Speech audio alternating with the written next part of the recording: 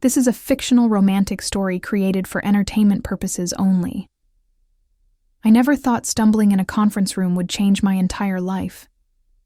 But when I fell directly into the lap of Dominic Vescari, the most feared mafia boss in New York, and he whispered in my ear, "Don't you dare leave," everything shifted. What started as an accident became an obsession. And now I'm about to tell you exactly how a simple secretary like me ended up engaged to the most dangerous man in the city. But first, can you help us hit 300 likes on this video? And drop a comment telling me where you're listening from. I love knowing where our community is tuning in.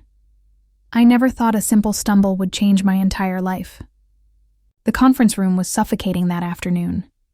Not because of the temperature, though the late summer heat pressed against the tall windows of the Vescari building like an unwanted guest.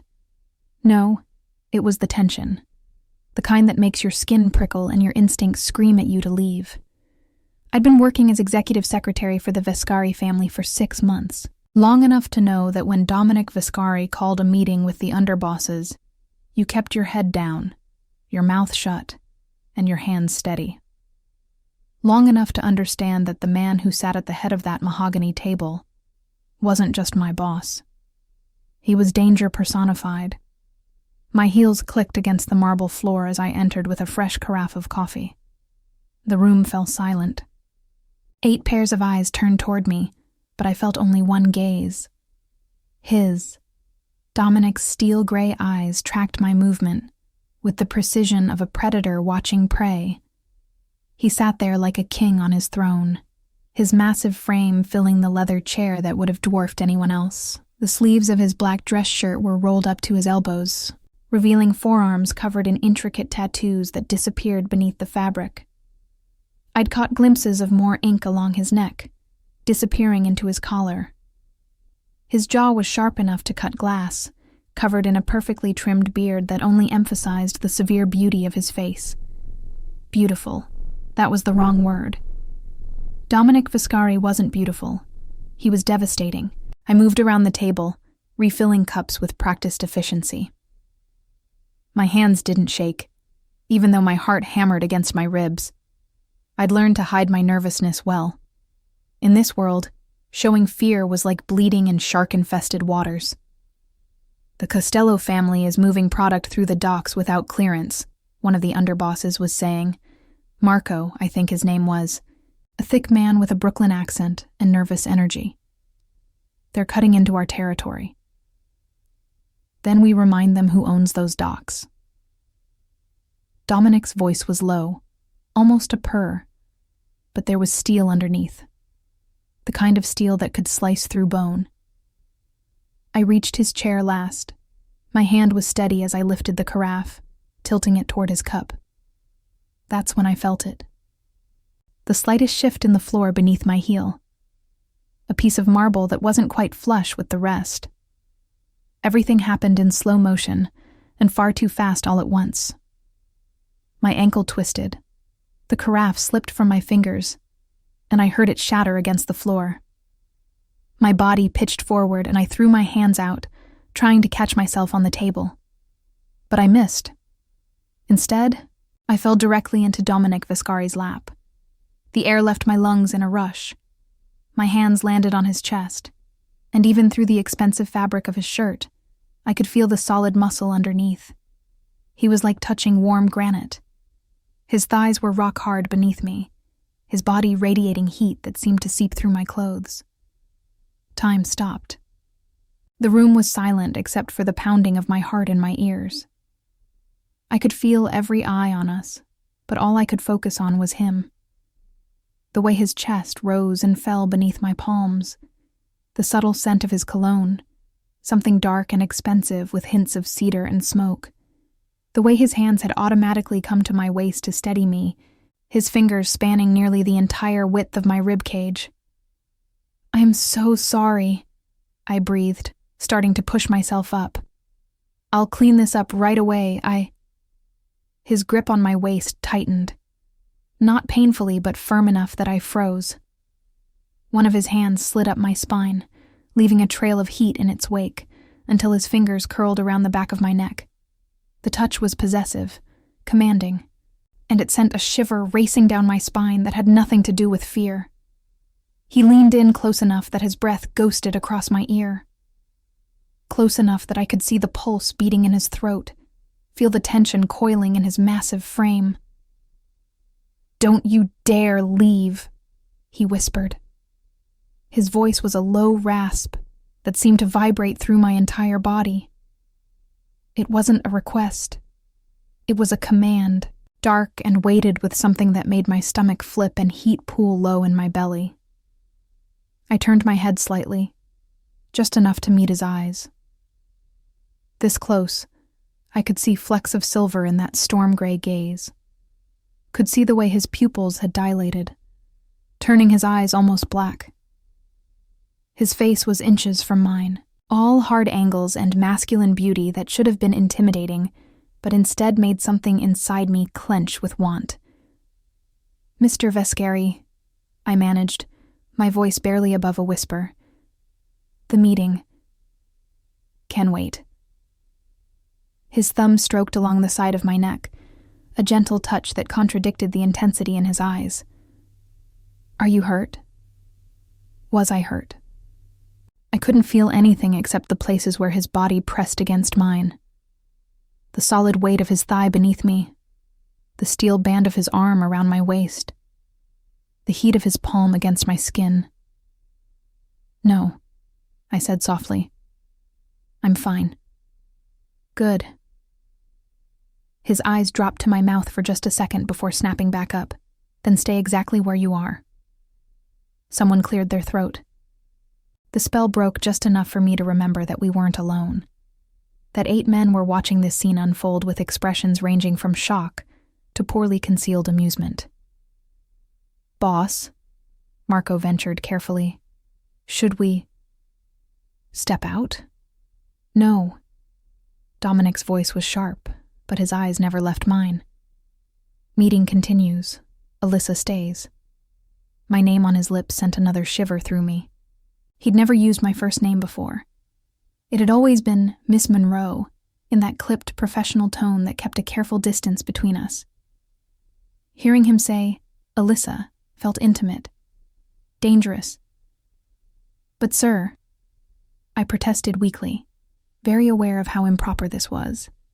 How I was literally sitting in my boss's lap in front of his entire inner circle. You should listen when I tell you something." His hand flexed on my waist, pulling me a fraction closer. I said stay. There was a challenge in his eyes. A test, maybe, to see if I would obey or fight. Part of me, the sensible part that had kept me alive and employed in this dangerous world, knew I should extract myself immediately. Should apologize profusely, clean up the broken carafe, and retreat to the safety of my desk. But another part of me, a part I hadn't known existed until this moment, wanted to stay right where I was. Wanted to see what would happen if I surrendered to the magnetic pull between us. Wanted to lean into the heat of his body and let whatever this was burn us both. I nodded slowly, settling more carefully onto his lap. His expression shifted. Something almost like satisfaction, flickering across his features, before his face went neutral again.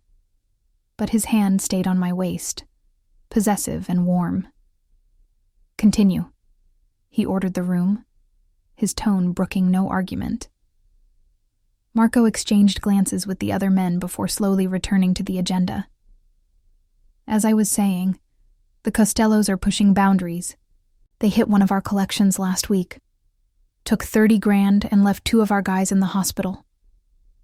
Dominic's jaw tightened.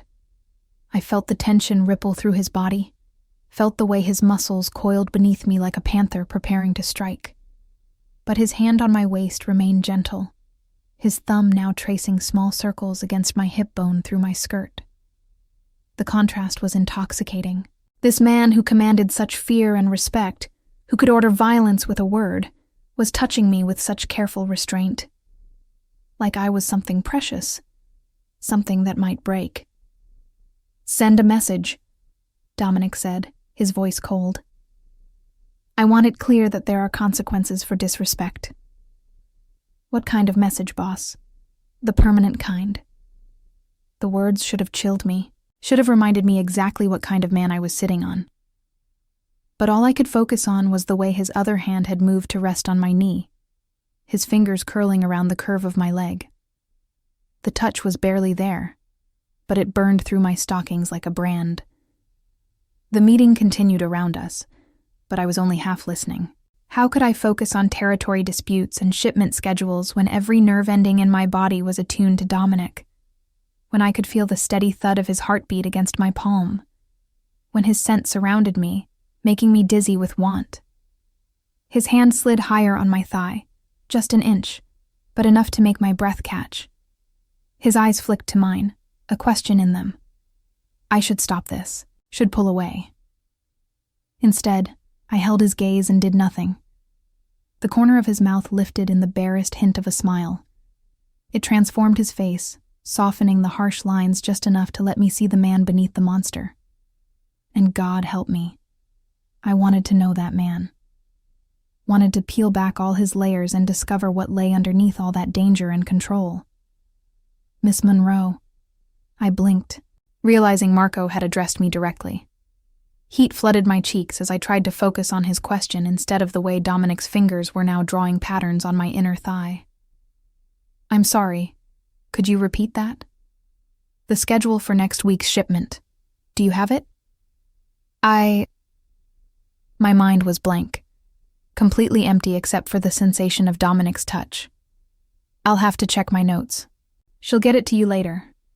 Dominic cut in smoothly. His hand squeezed my thigh once, a silent acknowledgement of my distraction. Anything else? The meeting wrapped up quickly after that. One by one, the underbosses filed out, some avoiding eye contact, others shooting curious glances our way. Marco was the last to leave, closing the heavy door behind him with a soft click. And then we were alone. The silence stretched between us, heavy with unspoken things. I could hear the traffic from the street below, muted through the thick windows. Could hear the soft hum of the air conditioning. Could hear my own breathing. Slightly too fast. Slightly too shallow. You should fire me, I said quietly, still not moving from his lap. This is completely inappropriate. Probably. His hand moved from my thigh to my face, his thumb brushing across my cheekbone with devastating gentleness. Are you going to quit? I should. That's not what I asked. I looked at him, really looked at him.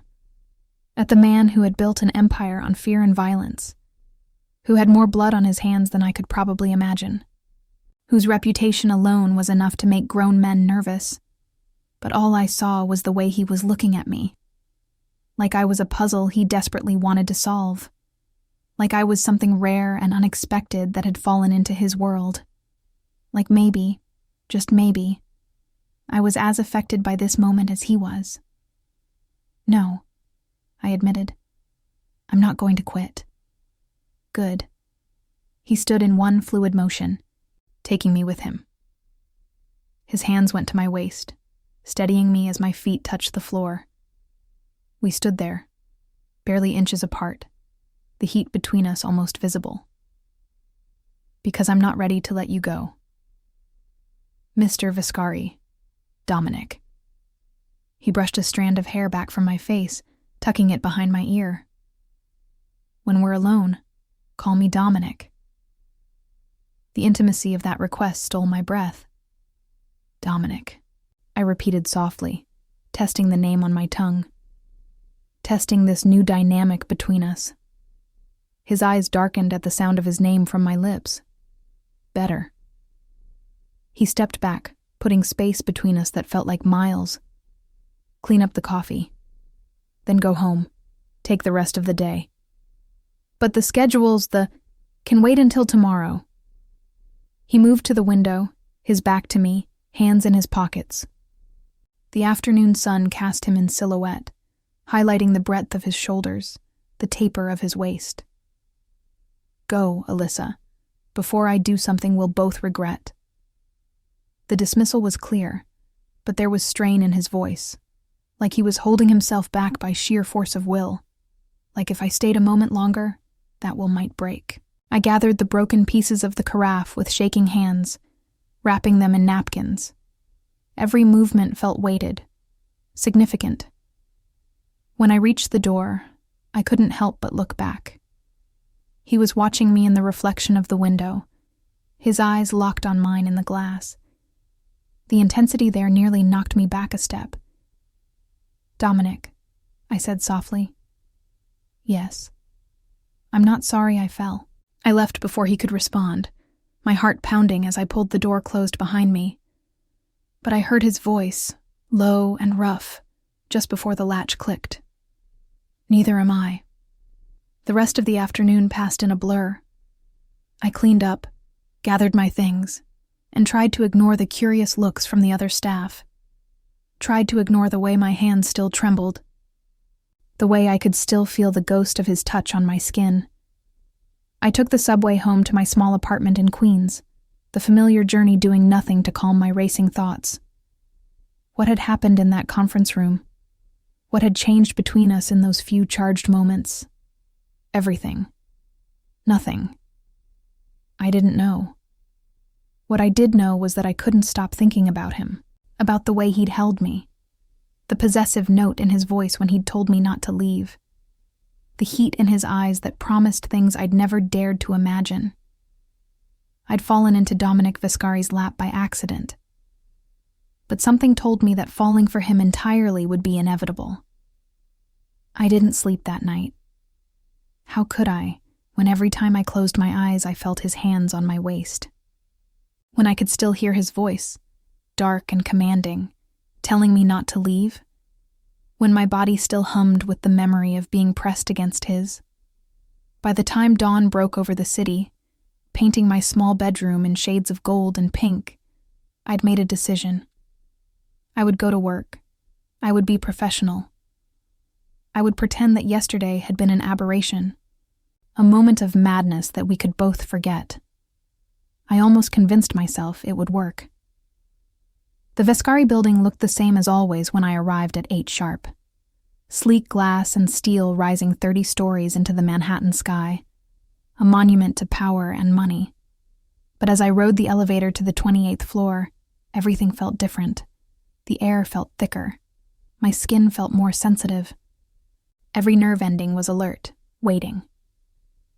The executive floor was quiet when I stepped out. The early morning light streamed through the floor-to-ceiling windows, casting long shadows across the polished marble. My heels echoed as I walked to my desk just outside Dominic's office. His door was closed. The lights were off inside. He wasn't here yet. I released a breath I hadn't realized I was holding. Good. This would give me time to compose myself. Time to rebuild the professional walls that had crumbled so spectacularly yesterday. I settled into my chair, booting up my computer, and pulling up the day's schedule. Dominic had meetings starting at 9, conference calls at 11 and 2, a dinner with potential investors at 7. All normal, all routine. I could do this. I was reviewing emails when I heard the elevator chime. My head snapped up instinctively, and my breath caught when Dominic stepped out. He looked like sin incarnate in a charcoal suit that had clearly been tailored specifically for his massive frame. The jacket stretched across his broad shoulders, tapering to his narrow waist in a way that should be illegal.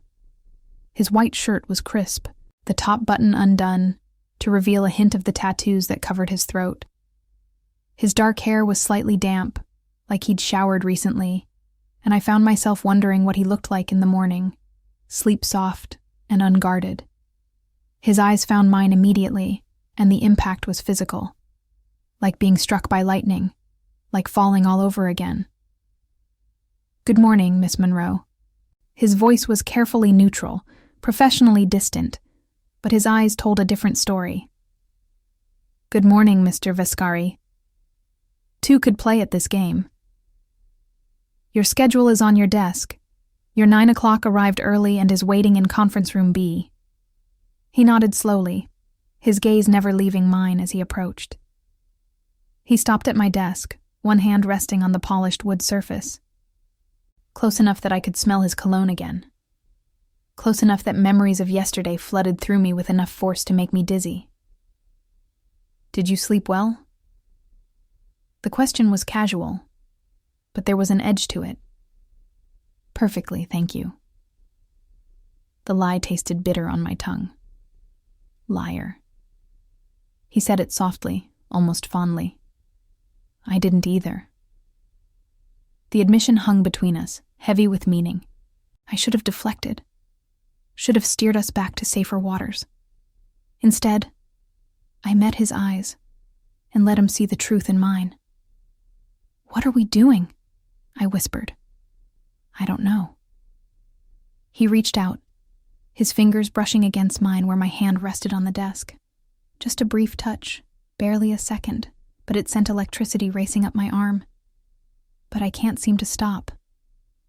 Before I could respond, the elevator chimed again. Dominic straightened immediately, his hand pulling back, his expression shifting into the cool mask he wore for the world. 2 junior associates stepped out, nodding respectfully as they passed. "Hold my calls until after the 9 o'clock, Dominic said, his voice all business now. Then quieter, "Just for me. We'll talk later." He disappeared into his office, and I tried to remember how to breathe. The morning passed in a haze of phone calls and emails. I fielded questions from underbosses, scheduled pickups and deliveries that I knew better than to ask too many questions about, and maintained the carefully constructed facade that everything was normal. But I could feel Dominic's presence through the wall that separated us. Could sense him in there. Powerful and dangerous and wanting. Could almost hear the tension thrumming between us like a live wire. At noon, his door opened. "Alyssa." Not Miss Monroe, just my name, rough and intimate. "In here, please." I gathered my tablet and a notepad, trying to ignore the way my hands trembled slightly, trying to ignore the way my body responded to the command in his voice. His office was massive, decorated in dark woods and leather that spoke of old money and older power. One wall was entirely windows, offering a breathtaking view of the city.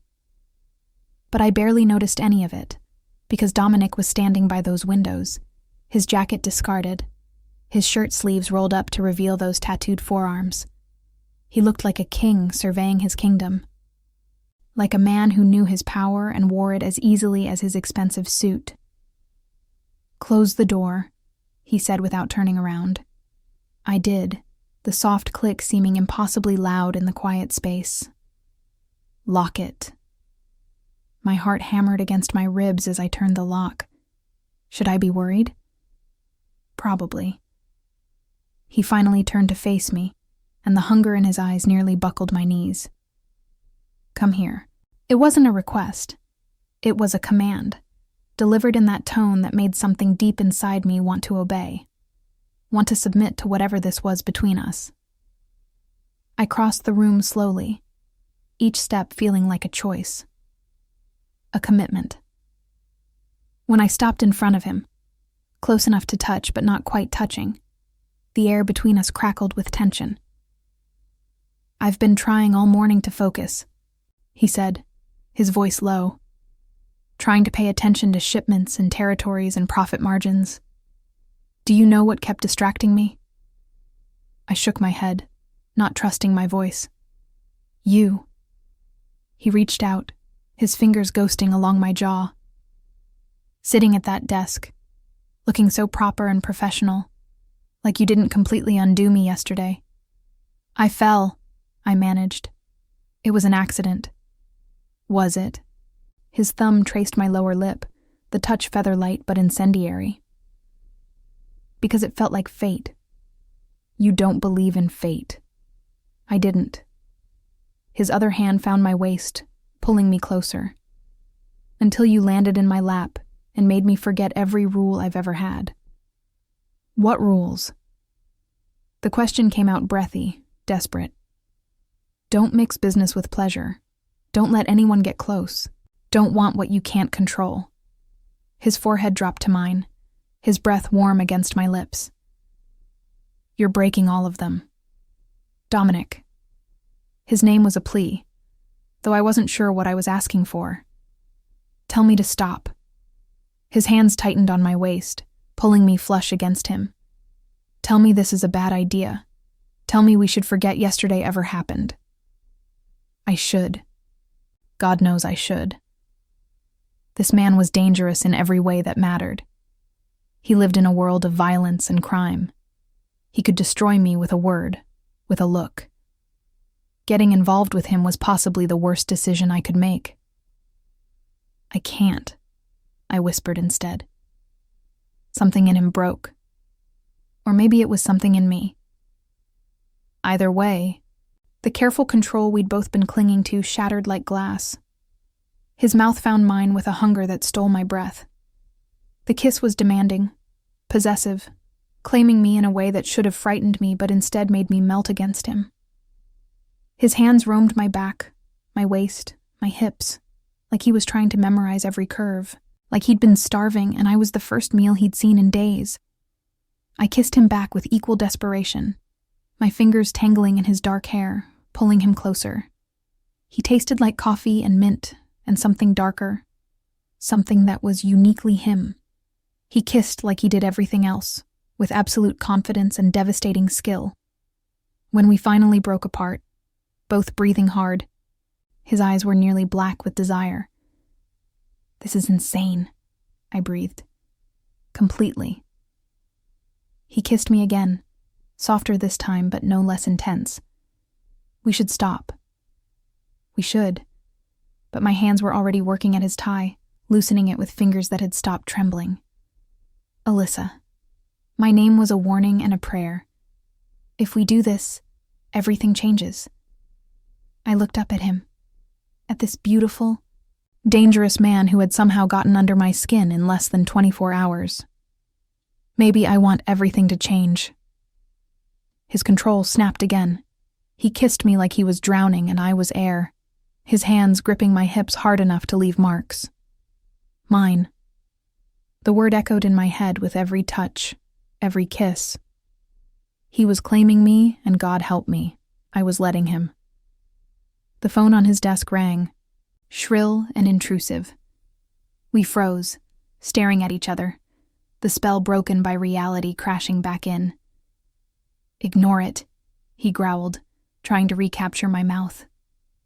But the moment had passed. Sanity returned, bringing with it the weight of what we'd almost done, what we'd crossed. I stepped back, smoothing my skirt with shaking hands. You have a conference call in 10 minutes. Fuck the conference call. But he was already moving away, running his hands through his hair in frustration.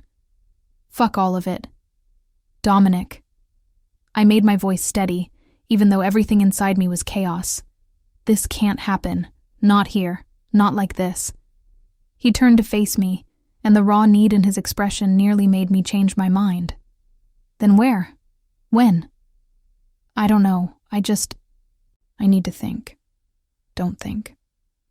He crossed back to me in 2 strides, cupping my face in his large hands. Thinking is what got us both in trouble. This, he kissed me softly. This is the only thing that makes sense. Nothing about this makes sense.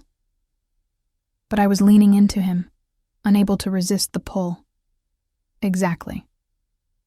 He rested his forehead against mine again, his thumbs stroking my cheeks with a gentleness that contrasted sharply with the intensity moments before. Meet me tonight. Dinner. Just you and me. You have a dinner with investors. I'll cancel. You can't just cancel on investors because I'm Dominic Vescari. I can do whatever the fuck I want. The arrogance should have been off-putting. Instead, it was devastatingly attractive. Say yes. Every rational part of my brain was screaming at me to say no, to end this before it went any further, to protect myself from the inevitable fallout of getting involved with a man like him. But when I looked into his eyes, saw the vulnerability beneath the command, the want beneath the danger, I couldn't form the word. Yes, I whispered instead. Okay. Yes. The smile that transformed his face was almost worth the risk. Almost. 8 o'clock. I'll send a car. He kissed me once more, quick and hard. Now get out of here before I forget that we're supposed to be working. I practically fled his office, my lips swollen, my body still humming, my mind spinning. What had I just agreed to? What was I doing? I didn't know. All I knew was that when Dominic Vescari looked at me like I was something precious and dangerous all at once, I lost the ability to think straight. Lost the ability to protect myself from what was undoubtedly going to be a spectacular disaster. The afternoon crawled by. I tried to focus on work, but my mind kept wandering to tonight. To what would happen when we were alone, away from this office and all its complications. To whether I was making the biggest mistake of my life, or taking the bravest leap I'd ever dared. At 6, Dominic emerged from his office, his jacket back on, his tie perfectly straight. No one looking at him would guess that just hours ago, he'd had me pressed against him, kissing me like his life depended on it. "I'm heading out," he said, his voice carefully professional for the benefit of anyone listening. "The investor dinner has been rescheduled."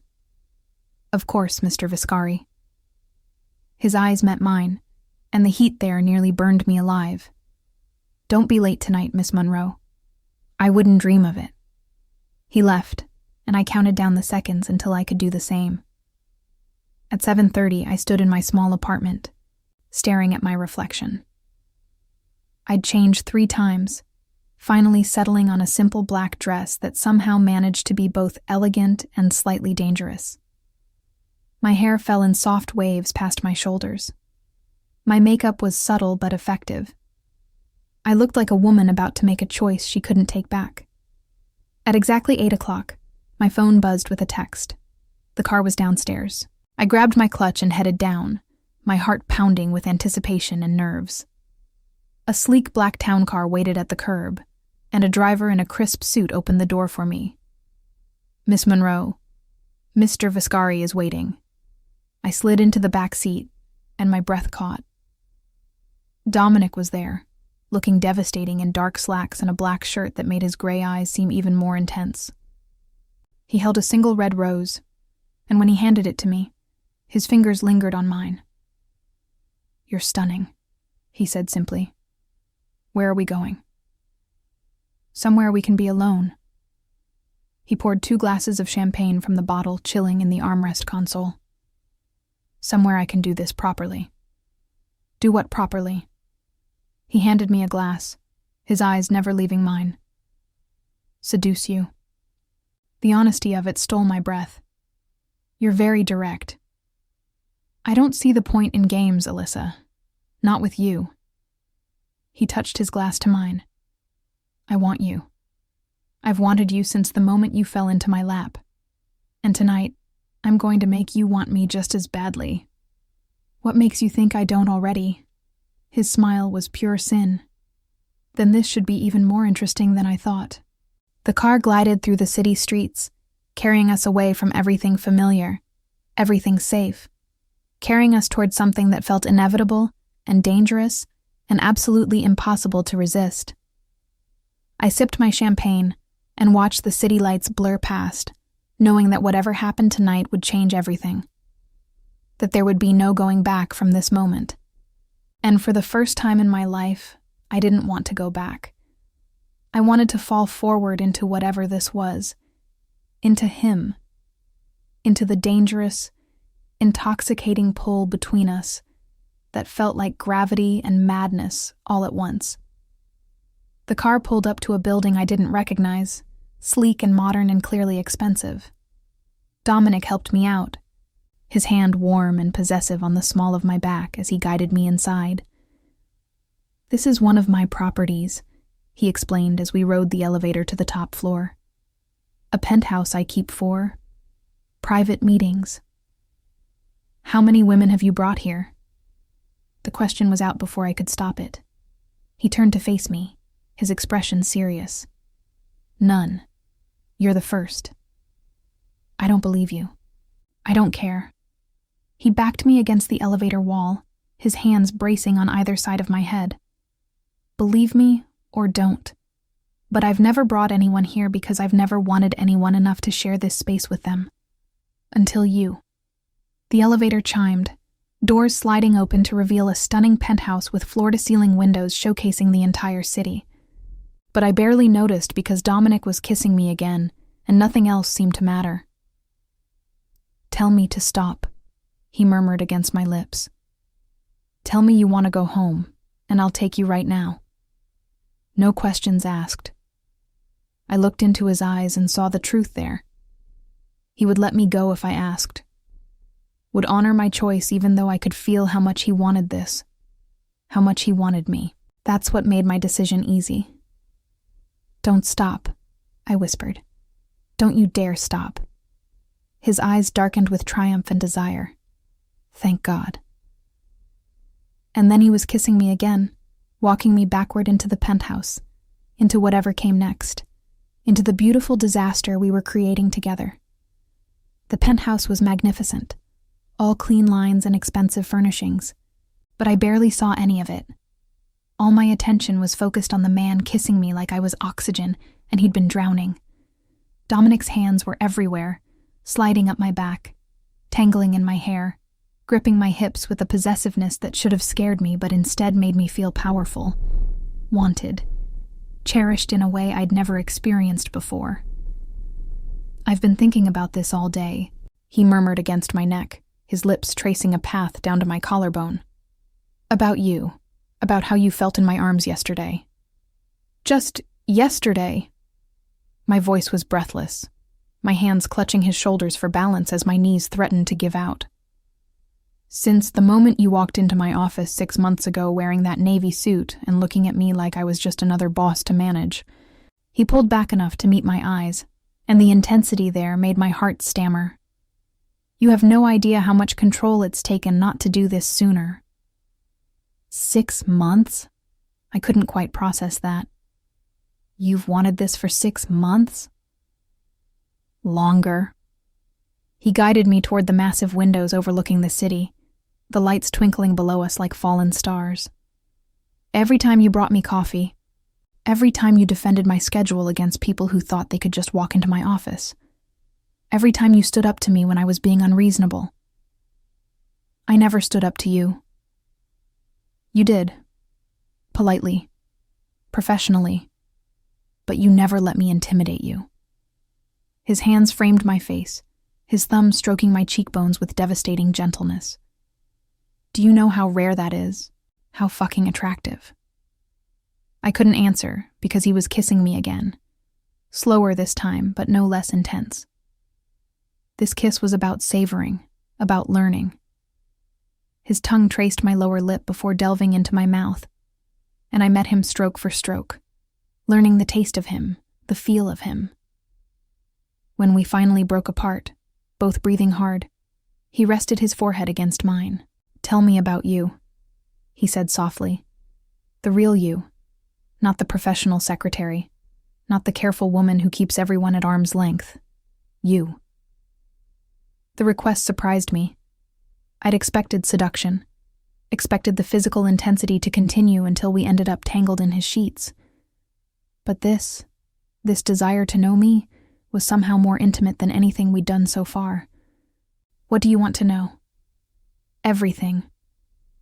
He took my hand, leading me to the plush couch that faced the windows. "Where you're from, what you dream about, what made you take a job working for a man like me." We settled onto the couch and he pulled me against his side, his arm around my shoulders. It felt natural, comfortable, like we'd done this 1,000 times before, instead of this being our first real moment alone together. "I grew up in Brooklyn," I started, my fingers tracing the tattoos visible on his forearm. "Not the trendy parts. The parts where you learn to keep your head down and your mouth shut. My mom worked 2 jobs to keep us afloat after my dad left. I put myself through business school working nights as a bartender. Brooklyn." He sounded thoughtful. "That explains the steel spine. You don't survive there without one." "No, you don't. I smiled slightly. I took the job with you because it paid better than anywhere else I interviewed. Because I needed to pay off my student loans and help my mom with her medical bills. Because I figured I could handle anything for a year or two. And then I'd move on, find something safer, something where my boss didn't make people disappear when they crossed him. He was quiet for a moment, his fingers playing with the ends of my hair. Does it bother you? What I do? It should. I turned to look at him, needing him to see the truth in my eyes.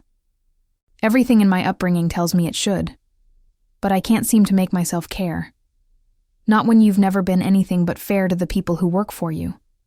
Not when I've seen you take care of families whose breadwinners got hurt on your jobs. Not when the violence you deal in is always aimed at people who deserve it. No one deserves it, Alyssa. His voice was rough. I'm not a good man. Don't mistake me for one. I don't.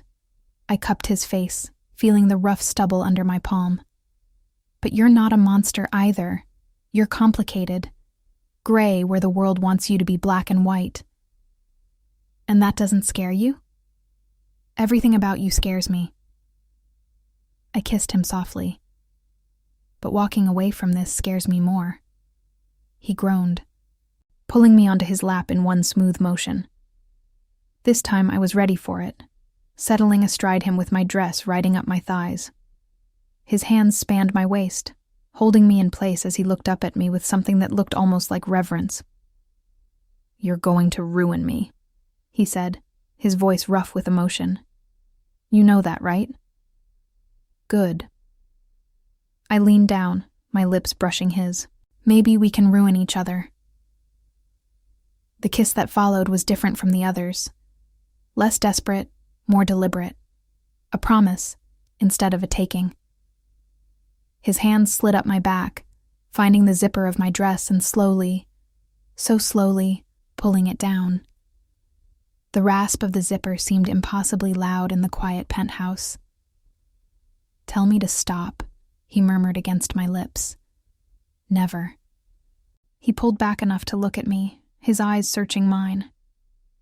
I need to hear you say it clearly, Alyssa. I need to know you want this. Want me.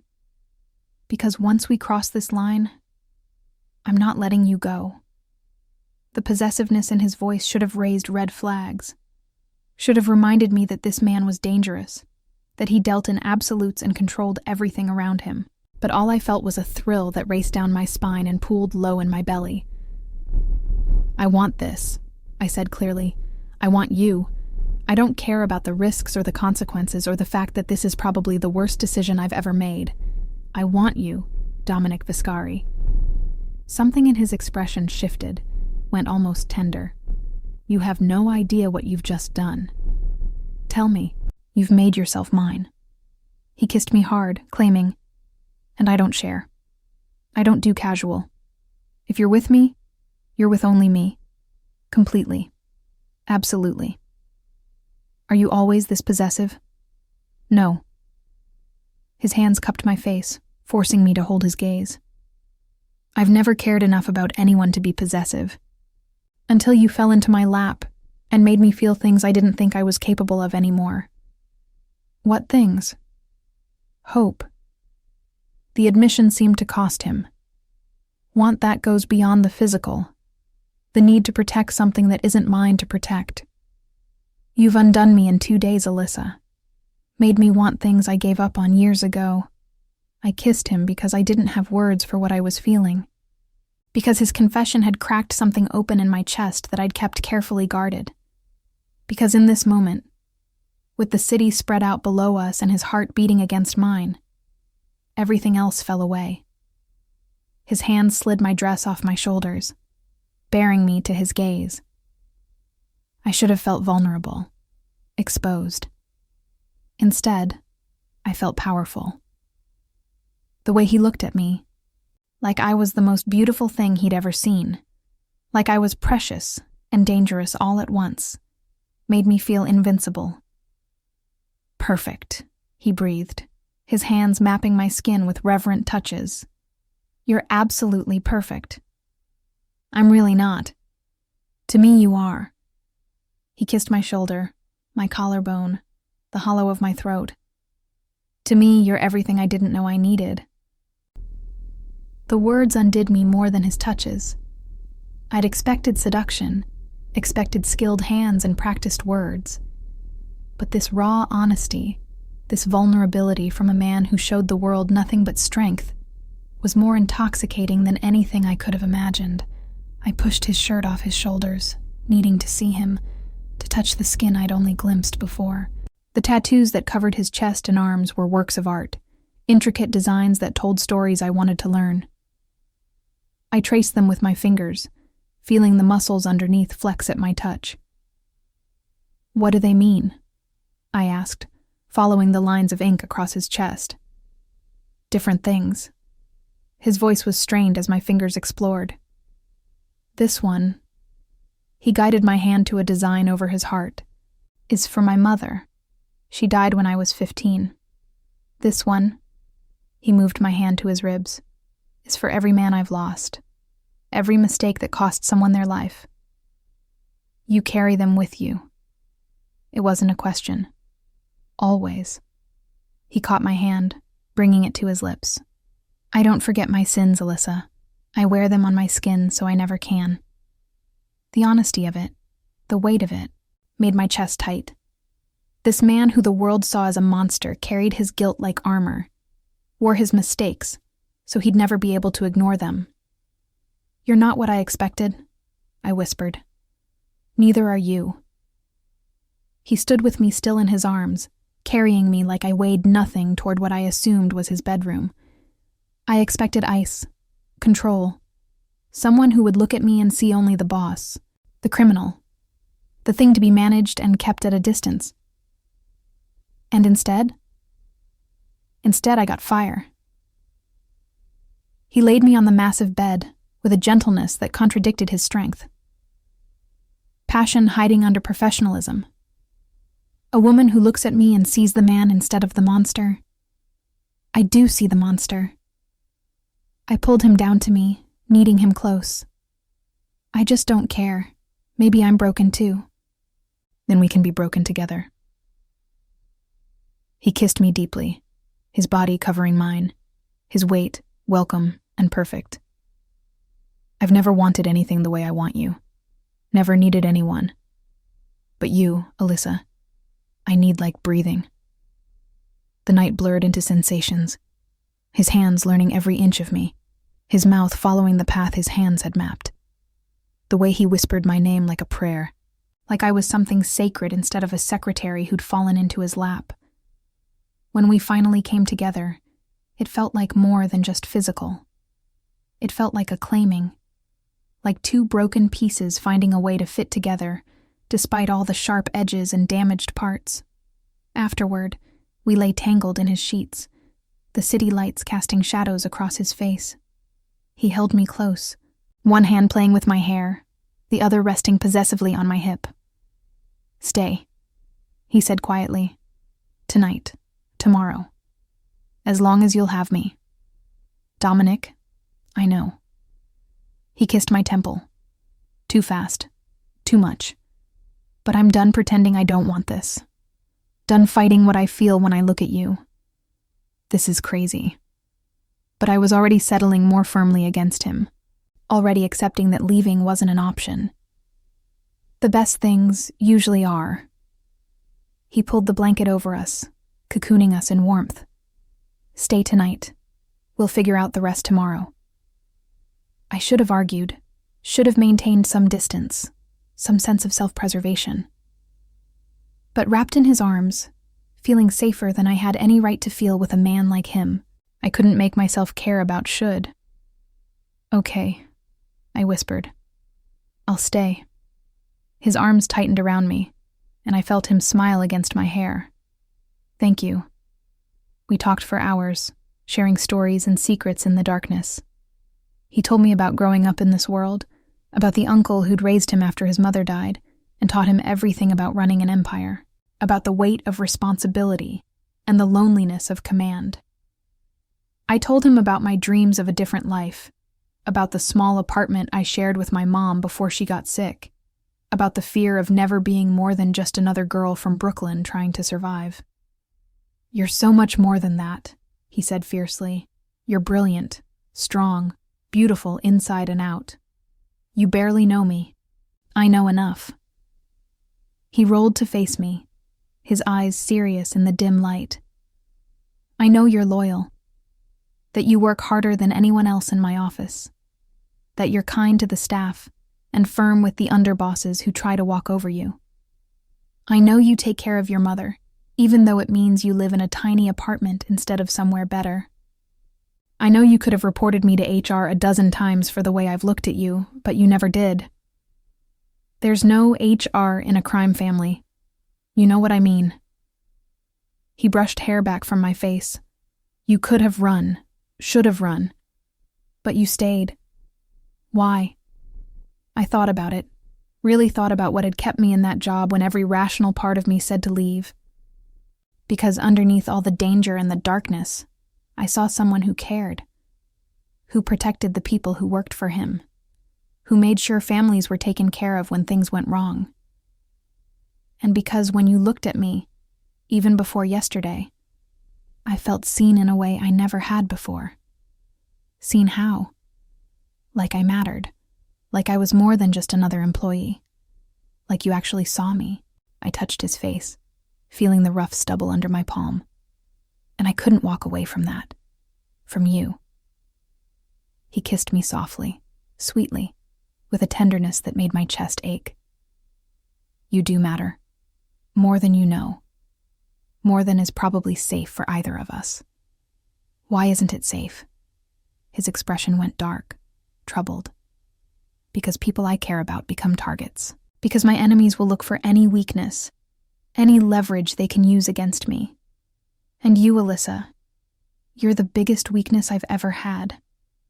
The words should have frightened me. Should have reminded me of all the reasons this was a terrible idea. But all I felt was a fierce protectiveness toward this man who'd shown me such vulnerability. "Then we'll be careful," I said firmly. "We'll be smart. But I'm not running, Dominic. Not from this. Not from you." He pulled me impossibly closer, burying his face in my hair. "You're going to be the death of me. Or maybe I'll be your salvation." He laughed, the sound rough but genuine. "Maybe. God knows I could use some saving." We fell asleep like that, wrapped around each other, the city humming below us. And for the first time in longer than I could remember, I felt like I was exactly where I was supposed to be. Even if where I was supposed to be was in the arms of a dangerous man who'd built an empire on fear and blood. Even if this thing between us was forbidden and complicated and probably doomed from the start, probably. Because when I woke in the morning to find him watching me with those storm-gray eyes, looking at me like I was the answer to a question he'd never dared to ask, none of the reasons it shouldn't work mattered anymore. All that mattered was this. Him. Us. The beautiful disaster we'd created together. And I wouldn't have changed a single thing. The morning light was cruel in its honesty, streaming through the floor-to-ceiling windows and illuminating exactly what I'd done. Who I'd become overnight. I was lying in Dominic Vescari's bed, wrapped in his sheets, with his arm heavy and possessive across my waist. Outside, the city was waking up, completely oblivious to the fact that my entire world had shifted on its axis. "Stop thinking so loud," Dominic murmured against my shoulder, his voice rough with sleep. I can practically hear the panic. "I'm not panicking." "Liar." He kissed my bare shoulder, then my neck, sending shivers down my spine despite my growing anxiety. "Talk to me."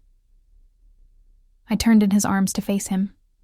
He looked different in the morning light, softer somehow, despite the hard edges of his face. His dark hair was mussed from sleep and my fingers. His gray eyes were warm instead of cold. He looked almost vulnerable, and it made my chest tight. "What happens now?"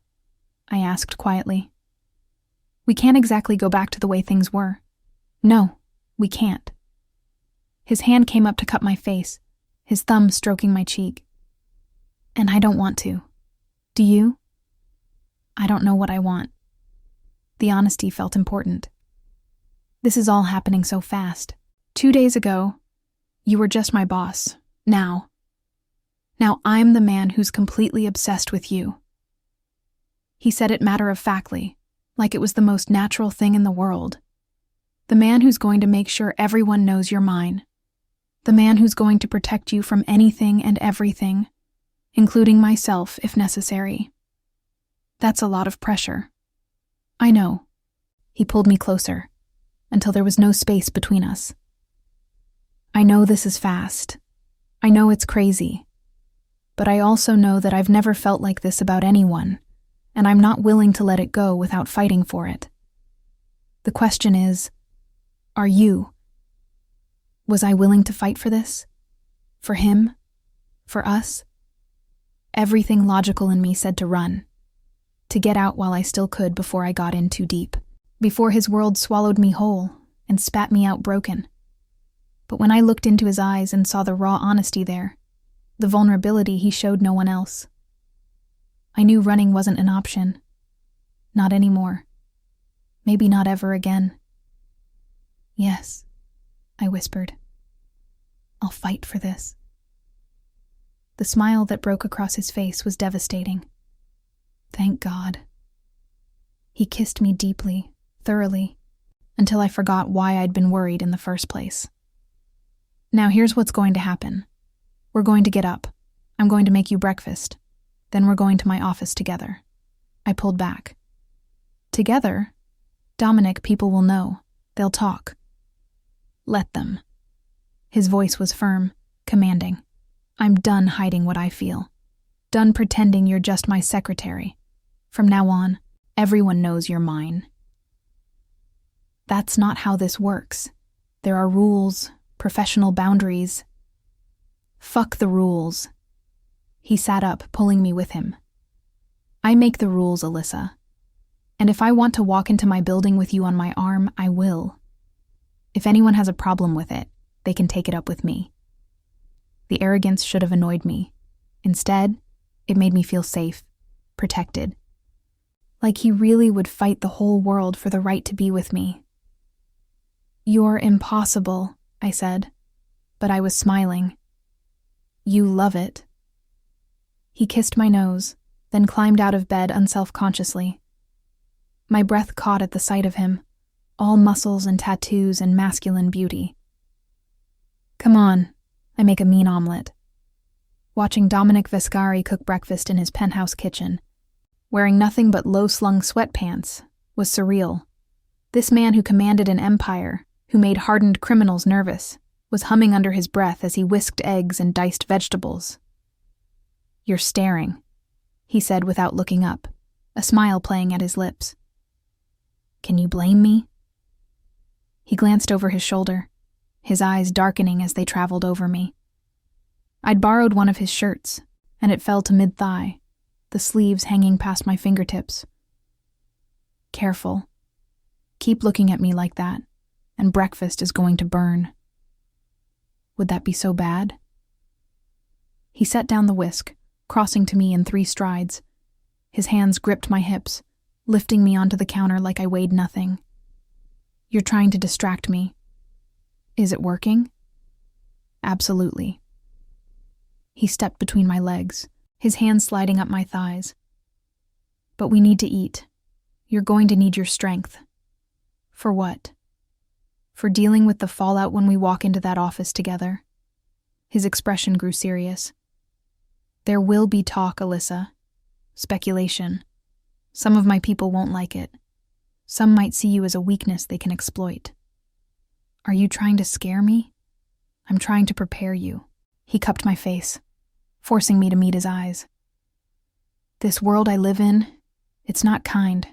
It's not safe. And once people know what you mean to me, you become a target.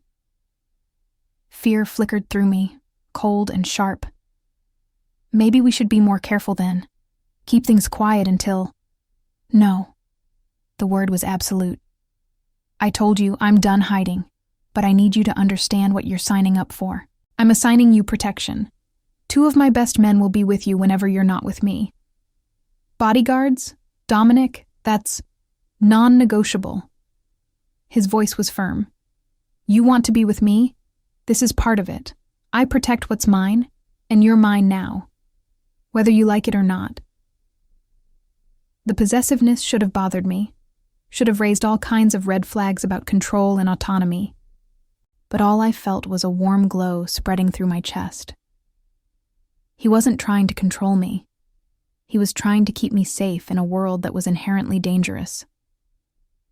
Okay, I said softly, but I'm not hiding behind bodyguards at work. That's going to be obvious enough as it is. We'll compromise. They'll be discreet. He kissed me softly. Now let me feed you before I forget about breakfast entirely and take you back to bed. We ate at his kitchen island, stealing kisses between bites, talking about everything and nothing. It felt domestic, normal, like we were just 2 people falling for each other instead of a crime boss and his secretary embarking on a relationship that could get us both killed. But reality returned when we dressed for work. Dominic in another perfectly tailored suit that made him look like sin incarnate. Me in the dress from last night, which was going to raise questions all on its own.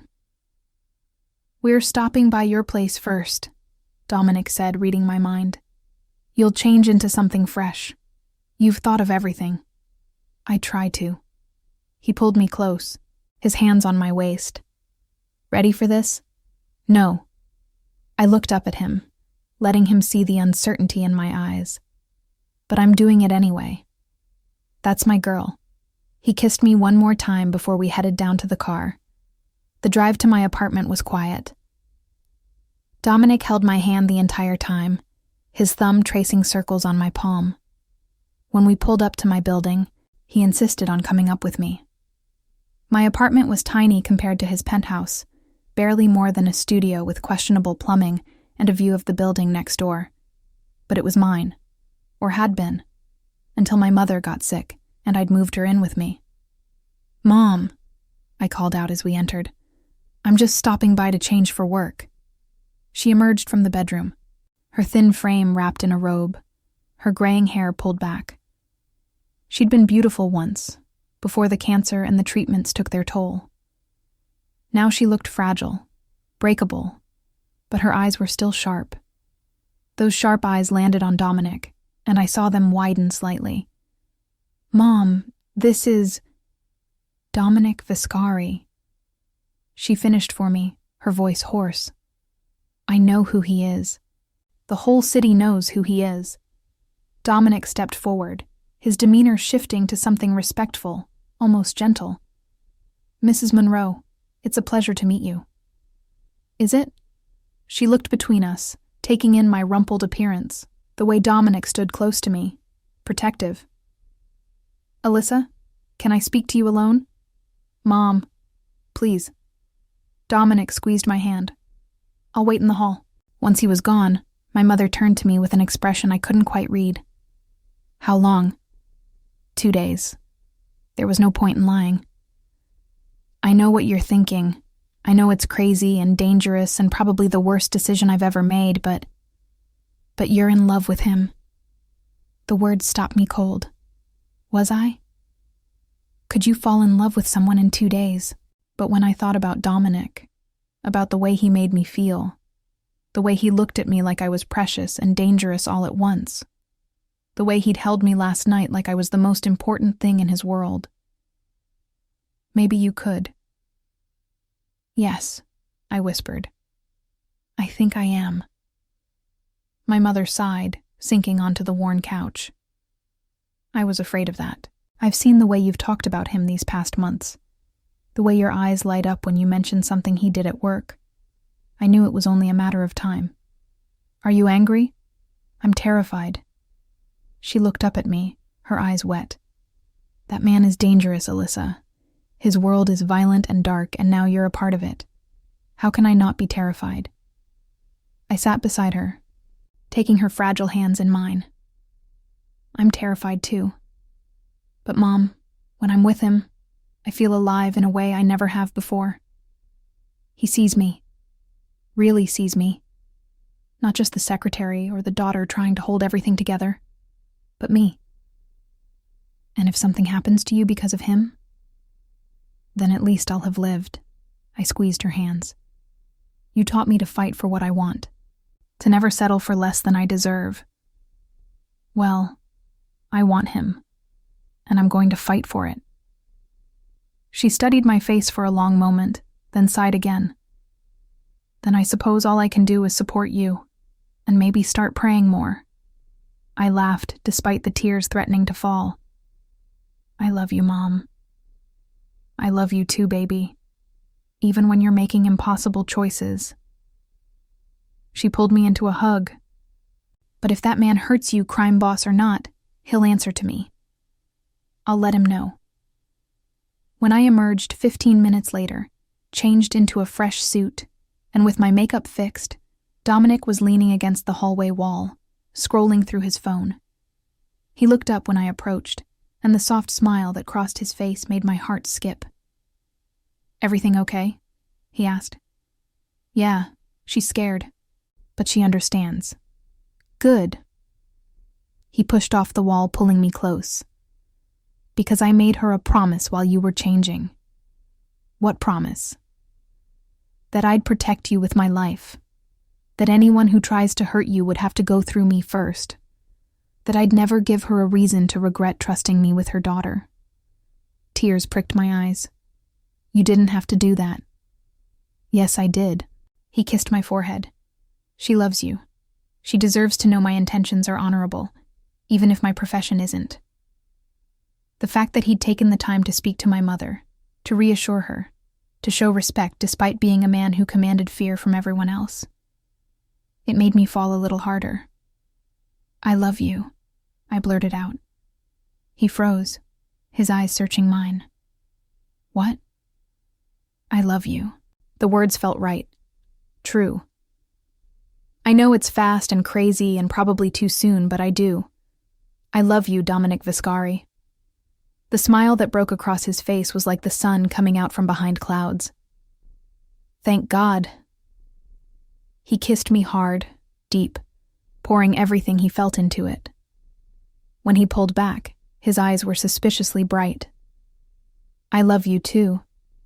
Have since the moment you fell into my lap and looked at me like I was just a man instead of a monster. You are just a man. My man. Yours, he agreed. Always yours. Walking into the Vescari building together felt like crossing a threshold. Dominic's hand was firm on the small of my back as we entered the lobby, as we rode the elevator up. People stared, whispered. But he didn't care, and his confidence made me brave. When we reached the executive floor, the whispers got louder. Marco was waiting by my desk, his eyes widening when he saw us together.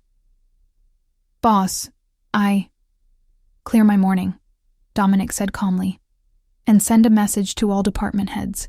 Meeting in the conference room in 1 hour. Yes, sir. Marco's eyes darted to me, questions written all over his face.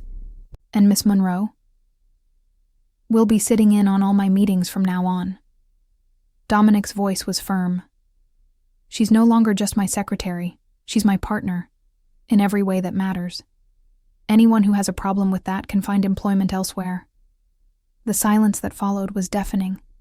I could feel every eye on us, could sense the shock rippling through the staff. But Dominic didn't flinch. He simply guided me into his office and closed the door behind us. That was, I started, necessary. He pulled me into his arms. I told you, I'm done hiding. Now everyone knows.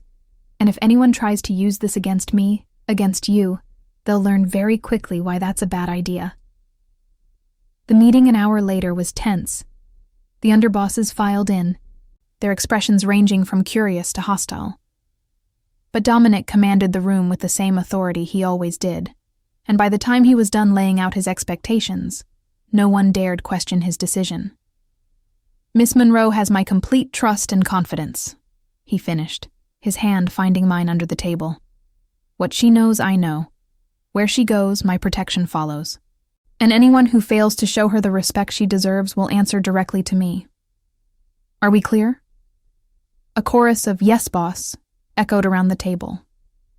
As the weeks passed, we fell into a rhythm. I moved into the penthouse, my mother protesting but ultimately accepting that I was happier than she'd ever seen me. My bodyguards became familiar presences, silent shadows that I learned to ignore, and Dominic and I built something real. It wasn't always easy.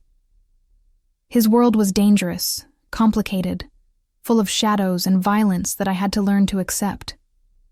There were nights when he came home covered in blood that wasn't his, when the weight of his choices sat heavy on his shoulders. There were moments when I questioned whether I was strong enough for this life. But then he'd hold me, and I'd remember why I was fighting. For him. For us. For the future we were building together against all odds. 3 months after I'd fallen into his lap, Dominic took me back to the conference room where it had all started. "Why are we here?" I asked, confused. He smiled, that rare soft smile he saved just for me, and dropped to one knee. "Because this is where my life changed, where you fell into my lap and made me believe in things I'd given up on. Love. Hope. A future that's more than just blood and violence." He pulled out a ring, a stunning diamond that caught the light and threw rainbows across the walls. "Marry me, Alyssa. Be mine officially. Let me spend the rest of my life protecting you, loving you, building something beautiful with you." Tears streamed down my face as I dropped to my knees in front of him. "Yes. God, yes." He slipped the ring on my finger, then kissed me with a tenderness that still, after all these months, made my heart stammer. "I love you," he whispered against my lips. "My beautiful disaster, my salvation, my everything." "I love you too," I whispered back. "My dangerous man, my protector, my home." We stayed there on the conference room floor, wrapped in each other, exactly where it had all begun, where I'd stumbled and fallen and found the love of my life, where Dominic Vescari had whispered, "Don't you dare leave," and changed everything. I'd fallen into his lap by accident, but falling in love with him? That had been the most deliberate choice of my life, and I'd never regretted a single second of it. Years later, when people asked how we met, I'd smile and tell them it was a simple workplace accident, that I'd tripped and fallen. What I never told them was that I'd fallen in more ways than one that day. I'd fallen into his arms, into his life, into his heart, and he'd caught me every single time. Now, as I stood in his office, my hand resting on my slightly rounded belly where our first child grew, watching him conduct business with that same commanding presence that had first drawn me to him, I knew I'd made the right choice. The dangerous choice. The impossible choice. The choice that everyone said would end in disaster. But it hadn't ended in disaster. It had ended in this. In love. In family. In a future I'd never dared to dream of. Dominic looked up, catching me watching him, and his entire face softened. He ended his call quickly and crossed to me, his hands settling on my waist, then moving to cradle my small bump. "What are you thinking about?" he asked softly. "About falling," I said, smiling up at him, "and about how grateful I am that you caught me." "Always," he promised, kissing me softly. "I'll always catch you. In this life, and every one after." That's very romantic for a crime boss. You make me romantic. He pulled me closer, his arms protective around me and our unborn child. You make me better. Make me want to be better. You're already everything I need. And you're everything I never knew I wanted. He rested his forehead against mine. Thank you for falling into my lap that day, Alyssa Vescari. Thank you for telling me not to leave. We stood there in the afternoon light, wrapped in each other, our future bright, despite the darkness that surrounded his world. Because together, we were stronger than any threat. Together, we could face anything. I'd fallen by accident, but I'd stayed by choice, and I'd never been happier in my entire life. So, here we are, the end of my story with Dominic. Or maybe it's just the beginning.